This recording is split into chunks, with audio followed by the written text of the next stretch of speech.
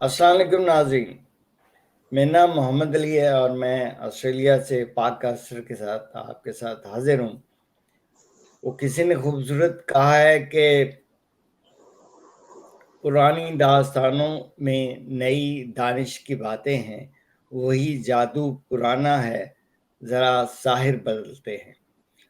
पाकिस्तान में भी अब साहिर बदले हैं और फिर नैब का ऑर्डिनेंस पहले बदला, अब फिर एक और तरमीमी ऑर्डिनेंस आ गया और वो रात में कुछ फेसलेस बेचेहरा लोग जो थे उन्होंने एक नई तरमीम जो है हुकूमत के हवाले कर दी। और यही हुकूमत पहले ये कह रही थी कि ये जो ऑर्डिनेंस है पहला एहतसाब रहमान का एहतसाब ब्यूरो और मुशर्रफ का एहतसाब ब्यूरो, ये सारी चीज़ें गलत हैं। अब ये हुकूमत खुद उसी तरफ जा रही है, उसी इमरान खान की, उसी तैयबा गुल और वो जावेद इकबाल जंबील में से नई चीज़ें निकालने की कोशिश कर रही है। तो ये हालात किस तरफ जाएंगे, ये काफ़ी परेशान कुन चीज़ें हैं जो जिनको गवर्नमेंट जो है पहले ही एक दफ़ा रद्द कर चुकी है। तो इस हवाले से हम मियाँ साहब से ये पूछेंगे कि जनाब एक तो ये बताइए कि अल कादर के हवाले से ज़ाहिर है ये इमरान स्पेसिफिक तरमीम है, और फिर अल कादर के हवाले से क्या डेवलपमेंट है, और फिर इनका इम्पैक्ट जो है पाकिस्तान की ओवरऑल जो पॉलिटिकल सिनेरियो में हारमनी है उस पे क्या होगा। तो जनाब मियाँ साहब। जी मोहम्मद अली साहब, आप जैसी लफाजी तो नहीं है हमारे पास, सीधी सीधी बातें करनी आती हैं। माशाल्लाह आपने बड़ा ज़बरदस्त वो जो बेचेरा लोग और इस तरह करके बात शुरू की है, तो बड़ी पॉइंटेड बाज़ ये चीज़ें होती हैं और पॉइंट ब्लैंक भी होती हैं, जहाँ लगनी होती हैं वहाँ जाके लग जाती हैं। तो आपने जो मुझसे सवाल किया है, देखें ये अल कादर ट्रस्ट स्कैंडल भी इसको कहते हैं, 190 मिलियन पाउंड स्कैंडल भी इसका नाम है। तो इसमें पहले भी एक पेशी हो चुकी है इमरान खान की, उससे पहले भी हुई थी, लेकिन जो इससे पिछली पेशी थी जो आप तो आज की नहीं कल की पेशी का आप पूछ रहे हैं, लेकिन इससे पहले पेशी ना बड़ी दिलचस्प थी। उसका थोड़ा सा हवाल अगर आप इजाजत दें तो नाजरीन के लिए बड़ा दिलचस्प होगा। तो वो कुछ यूं हुआ कि जब वो ये दोनों मियाँ बीवी वहां गए, बुशरा और इमरान खान, नैब के दफ्तर में पिंडी में, तो बुशरा बीबी ने कहा कि मैं इमरान खान की इन्वेस्टिगेशन में भी बैठना चाहती हूँ। तो उन्होंने कहा कि नहीं, आप साथ ज़रूर आ गई हैं, आप साथ नहीं जा सकती। लेकिन खैर उन्होंने जब बहुत ज़्यादा इसरार किया, बल्कि उन्होंने अपना फ़ोन पकड़ा दिया अपने ड्राइवर को और उसे कहा कि आप इसको फ़िल्म करें और मैं इनके साथ जाऊँगी, मैं देखती हूँ कैसे रोकते हैं। तो ड्राइवर ने जब उसको करना शुरू कर दिया, रिकॉर्ड करना शुरू कर दिया, तो फिर वो मजबूर हो गए कि यार अब ये फ़िल्म भी कर रही हैं और हम इसको रोकेंगे, खातून है।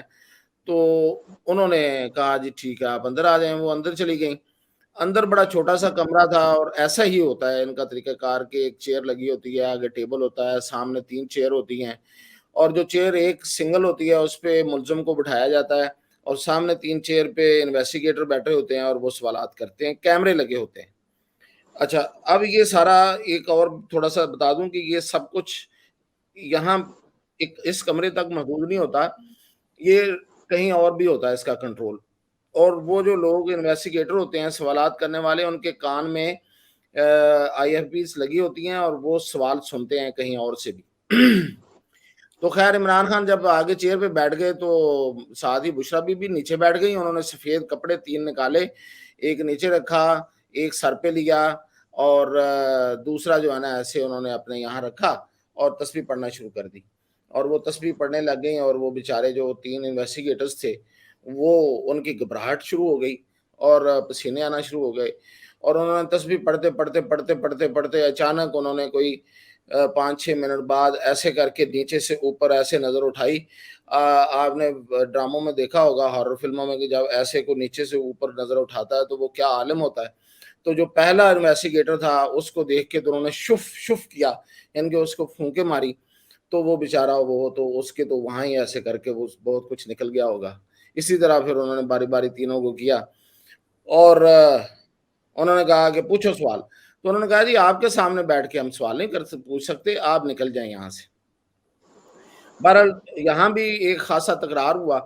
تو اس کے بعد جو پیچھے بیٹھے ہوئے لوگ تھے انہوں نے کہا کہ انہوں نے جو سامنے کھڑے لوگ تھے ان کی حالت جب دیکھی کہ پتلی ہو گئی ہے تو انہوں نے ان کو گالیاں والیاں بھی نکالیں جو صرف وہی سن پا رہے تھے کیونکہ ان کے کانوں میں لگا ہوا تھا.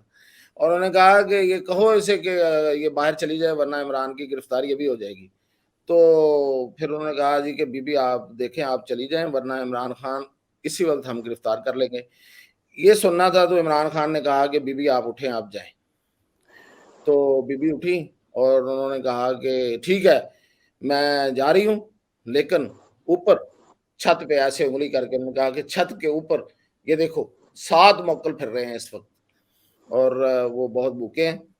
تو پہلے تو 7 گلاس دودھ لاؤ, اس کے بعد میں نے ان کو منو کھانا کھلوانا ہے, لیکن وہ بعد کی بات ہے. فی الحال 7 گلاس دودھ لاؤ, میں نے ان کو پلانا ہے اور یہ پلاؤں گی تو پھر جا کے میں یہاں سے نکلوں گی ورنہ وہ کوئی بھی نقصان کر سکتے ہیں. بیچارے ڈر گئے اور پھر ایک آدھ گلاس آپ ہمیں بھیج دیتے, آپ نے تو سارے ادھر اچھا ہی بھیج دیتے. وہ گلاس جن سے مانگا وہ نیب والے ہیں, اگر آپ چاہتے ہیں تو ان سے مانگ لیں, اور جو پینے جس نے مانگے ہیں وہ پیرنی ہے. تو آپ بھی پی رہے ہیں ماشاءاللہ, یہ سبجیکٹ سارے آپ کے ہی ہیں. تو خیر وہ ہوا یہ کہ انہوں نے نیب والوں نے ڈرتے مرتے کیا نہ کرتے انہوں نے 7 گلاس دودھ لا کے رکھ دیا کہ ان کا یہ خیال تھا, یا پیچھے جو کنٹرول والے تھے کہ یہ نکل جائے گی چلو اس بہانے. محمد علی صاحب وہ 7 گلاس دودھ آیا جب ٹیبل پہ انہوں نے جا کے لا کے رکھا تو وہ کس نے پیا ہوگا بتائیں؟ عمران خان نے بھی. بشرا بی بی نے 7 کے 7 گلاس پی لیے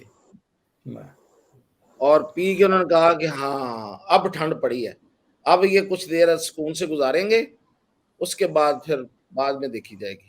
تو وہ ایک دھمکی بھی تھی اور ایک امپیکٹ تھا اتنا بڑا کہ وہ بیچارے جو انویسٹیگیٹر تھے, بیچارے اس لیے کہہ رہا ہوں کہ ان کی حالت اس وقت بیچاروں جیسی تھی, تو وہ تو بہت ہی ان کی اور پتلی حالت ہو گئی جب انہوں نے یہ مظاہرہ دیکھا. یہ آپ نے تو ایک پورا وہ ہمیں ہارر فلم کا اسکرپٹ سنا بنا کے دکھا دیا. تو یہ ہوا ہے. اچھا اب وہ انہوں نے جب وہ ان کی باری تھی سوال کرنے کی, تو یقین کیجیے جو لکھے ہوئے کویسچن تھے صرف وہ پڑھ سکے, اس کے علاوہ کراس کویسچن نہیں ہوئے عمران خان صاحب سے, اور عمران خان وہاں سے کامیاب و کامران یعنی کہ اس حد تک آ گئے.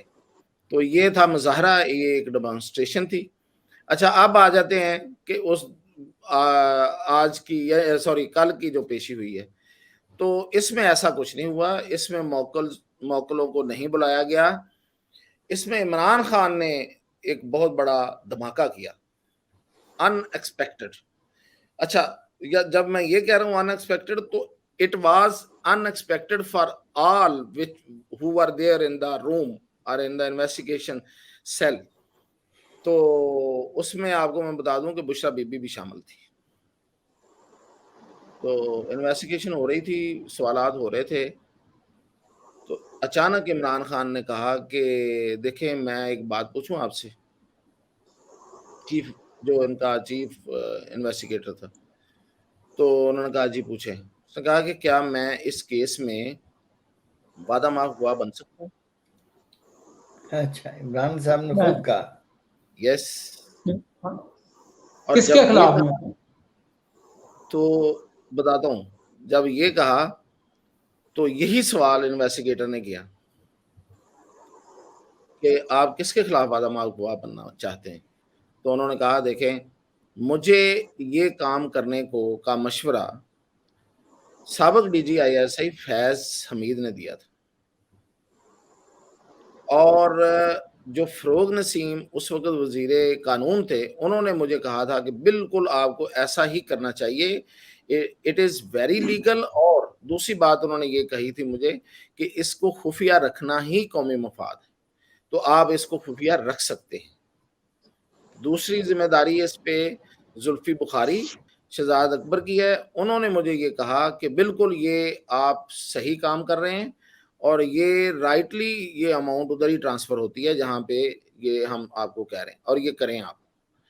تو مجھے بیسیکلی جو مشورہ جو دیا تھا جس کی وجہ سے میں اس پہ راضی ہوا وہ فیض حمید تھے اور دوسرے نمبر پہ فروغ نسیم تھے, کیونکہ انہوں نے لیگلی مجھے کلیئر کیا.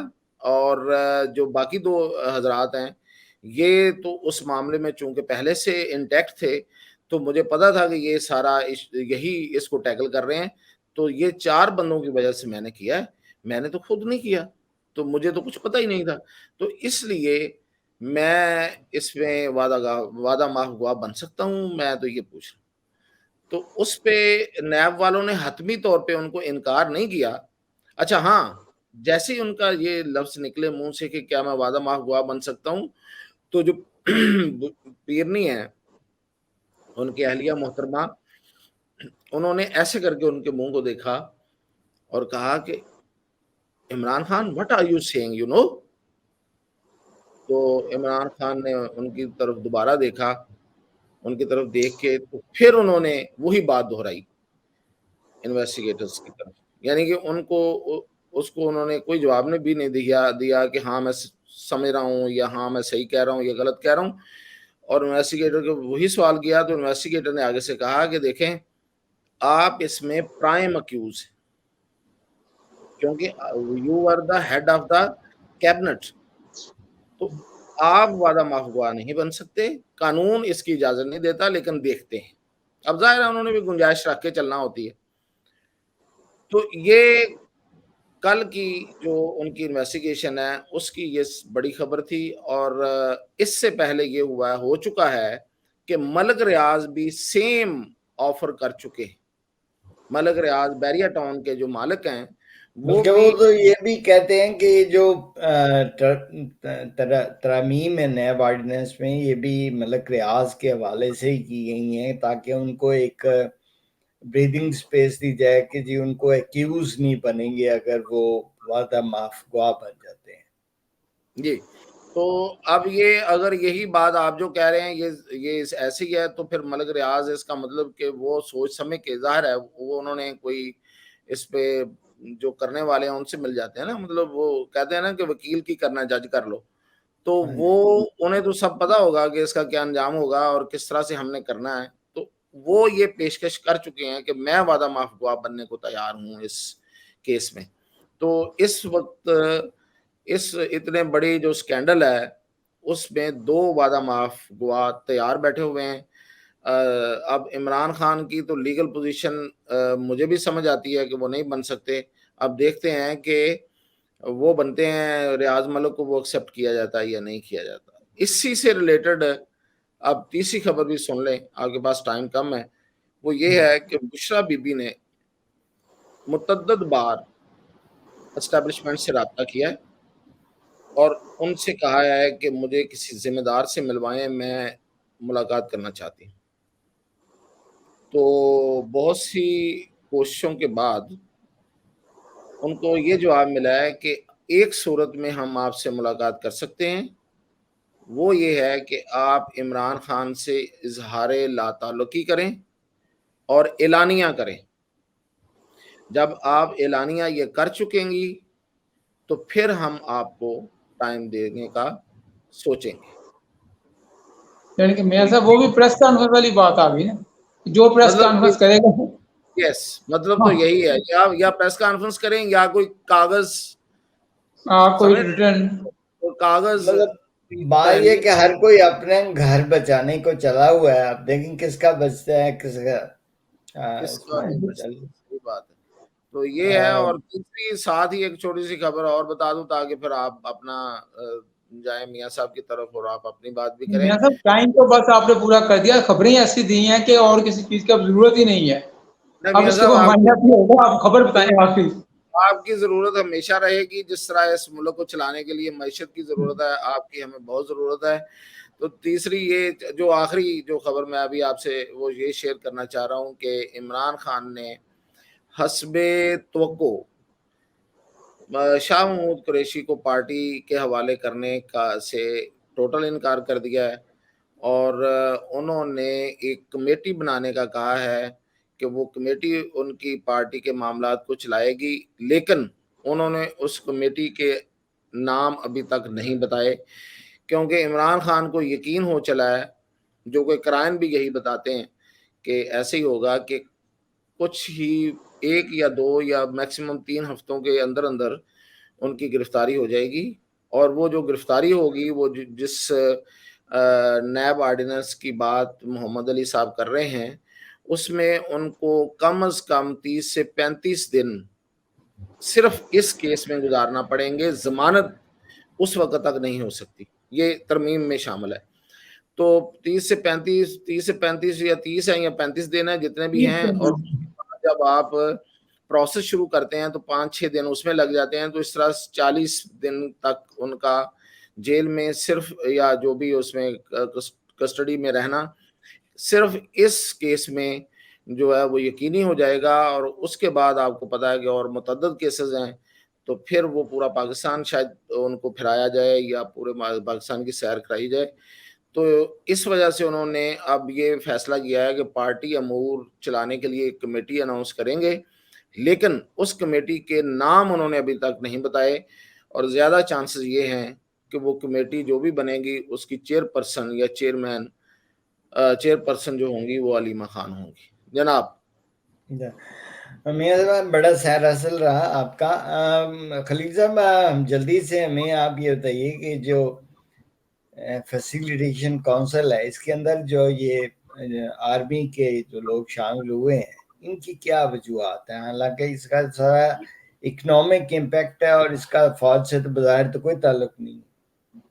لیکن اس میں جی محمد صاحب، ویسے تو میاں صاحب نے جو میاں طاہر صاحب نے جو خبریں دی ہیں اس کے بعد تو اکانومی ایک دن کے لیے بند ہو سکتی تھی، لیکن مسئلہ یہ ہے کہ فیسیلیٹیشن جو بزنس فیسیلیٹیشن کونسل کے فوج میاں صاحب مسئلہ تو سارا اکانومی کا ہے، سب کا، چاہے وہ جنرلز ہوں چاہے بیچ میں روزے بھی آتے ہیں نا، ایک دن کا روزہ بھی ہو سکتا ہے، لیکن مسئلہ یہ ہے کہ اس سے یہ ظاہر ہوتا ہے، پہلے تو باتیں نہیں، اب یہ کلیئر ہو گیا کہ جتنے بھی بیرون ملک پاکستان کے ہمدرد کہہ لیں یا کچھ سرمایہ کاری کرنا چاہتے ہیں ملک، چین ہے، سب نے فوج سے ہی گارنٹی مانگی ہے کہ وہ ہمیں گارنٹی دیں کہ اگر ہم اس میں پاکستان میں کوئی انویسٹمنٹ کریں یا پاکستان سے کوئی پروجیکٹ شروع کریں تو وہ گارنٹی دیں کہ الیکشن کے بعد بھی وہ جاری رہے گا، کیونکہ ماضی میں جو ان کے تجربات ہوئے ہیں وہ چین کے خاص طور پہ اس کو جو مثال بنائی جا رہی ہے کہ وہ اچھے نہیں رہے سی پیک کے حوالے سے، اس لیے ہر چیز کی گارنٹی وہ فوج سے مانگ رہے ہیں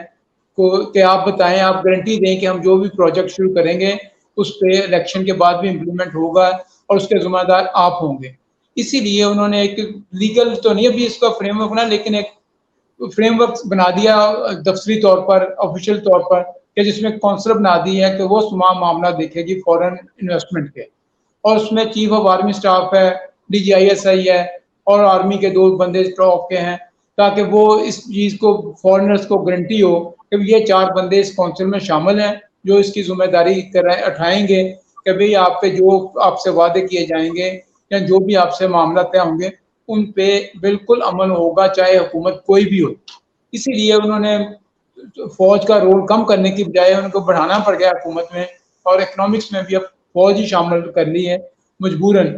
کہا تو یہی ہے کہ غیر ملکی سرمایہ کاری کے حوالے سے شامل کیا ہے، لیکن آپس کی بات ہے کہ ملکی بہت سے سرمایہ کار بھی فوج سے، چیف آف آرمی سٹاف سے مل رہے ہیں کہ سر آپ کوئی گارنٹی دیں تو ہم بھی یہاں کے کام مزید شروع کریں، اور یہ صرف فورنرز کے لیے نہیں ہے، انڈائریکٹلی یہ پاکستانی سرمایہ کاروں کے لیے بھی ہے جو بیک ڈور سے رابطے کر رہے تھے فوج سے، سر اگر آپ گارنٹی دیں تو ہم انویسٹمنٹ کر سکتے ہیں، ابھی ہم انویسٹمنٹ سارے روک کے بیٹھے ہیں۔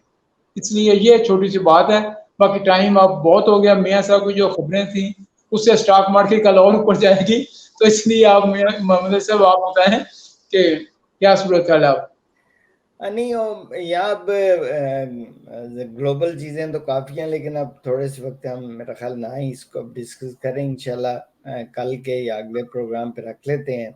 تو امپورٹنٹ چیز بس یہی ہے کہ جو نیب کے حوالے سے انہوں نے ترامیم کی ہیں، اب انہوں نے اپنا چیس کے بورڈ کے اوپر اپنا اچھا کھیل کھیلا ہے حکومت نے، لیکن اس کے جو امپیکٹ ہے وہ شاید اتنا اچھا لانگ رن میں نہ آئے.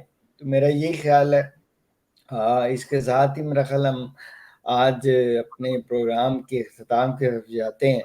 اور سب جی میاں صاحب ایک محمد علی صاحب ایک بات بڑی لازمی ہے، وہ یہ ہے کہ ایک تو ہم نے کل اناؤنسمنٹ کی تھی، پرسوں جب ہم نے کیا تھا کہ ہم ایک پروگرام کریں گے Imran Khan P T I اور اس کے ساتھ ہونے والا جو بھی سلوک ہے اور اس کا تاریخی پس منظر کیا ہے. تو یہ ابھی ہمیں کرنا چاہیے تھا، لیکن خیر میں اپنے ناظرین اور آپ سے اجازت کے ساتھ یہ ضرور کہوں گا کہ ہمیں اگلا پروگرام، اور اگر آپ سب راضی ہوں تو قرآن پاک کی حرمت پہ کرنا چاہیے، جو اس وقت بہت بڑا ایشو ہے، اور اس کے بعد پھر ہم عمران خان اور اس حوالے سے بات کریں گے. تو آپ اگر اس پہ راضی ہیں تو آپ اناؤنس کر دیں. جی انشاءاللہ بالکل جی. اگلا پروگرام اگر ہم کل یا پرسوں جس دن بھی اب ہو تو پہلے قرآن حکیم کے حوالے سے کر لیں گے، اور اگر کچھ وقت بچا تو پھر کچھ دوسری ایک دو باتیں ڈسکس کر لیں گے. بالکل بہت اچھا آپ کا تجویز ہے، بہت اچھا آئیڈیا، بہت اچھی بات. اور اس کے ساتھ ہی ہم اجازت لیتے ہیں جی. اور اللہ تعالیٰ پاکستان کو اور تمام انسانوں کو اپنے حفظ و امان میں رکھے جی. خیر سے رکھے. السلام علیکم.